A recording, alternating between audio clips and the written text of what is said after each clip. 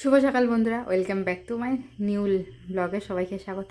তো আজকে চলে এসেছি তোমার দাদার স্কুলে। কি কারণে এসেছি সেটা তোমাদের সাথে অবশ্যই শেয়ার করব। আর দেখো, তারপর একদম তোমার দাদার স্কুলের পাশে একটা পার্ক আছে, সেখানে মেয়েকে নিয়ে এসেছি। মেয়ে খেলা করছে এখন। তো আমাদের এখানে তেমন একটা ভালো পার্ক নেই বন্ধুরা, যেহেতু তোমার তেমন একটা বাচ্চারা হয়তো খেলাধুলা করে না বা জায়গা হয়তো নেই তেমন একটা ভালো পার্ক বানানো। তো এখানে একটা পার্ক পেয়েছি আমরা, প্রায় বাড়ি থেকে অনেকটাই দূরে।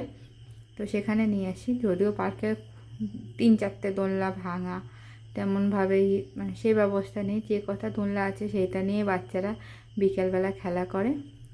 আর চলো তোমাদের দাদার পুরনো স্কুলটা দেখা। ওই দেখো ওই পাশে দেখতে পাচ্ছ, ওইটা হচ্ছে তোমাদের দাদার পুরনো স্কুল। তো আমার ভিডিও যদি তোমাদের ভালো লাগে অবশ্যই লাইক শেয়ার কমেন্ট করে সকলের পাশে থেকো। আর দেখো, তো ফার্স্টে ওই বাচ্চাটা তোমার হচ্ছে কিনা খেলছিল দুজনে একই স্লিপে। তো ওই বাচ্চাটাকে ঠেলে ফেলে দেওয়ার মতো অবস্থা হয়ে গেছিলো। তোর বাবা তো একদম সাবধানে আছে ওকে নিয়ে পুরো। তো ওদের বললো তোমরা ওইটাই খেলো আর ওকে এইটার মধ্যে একটু খেলতে দাও।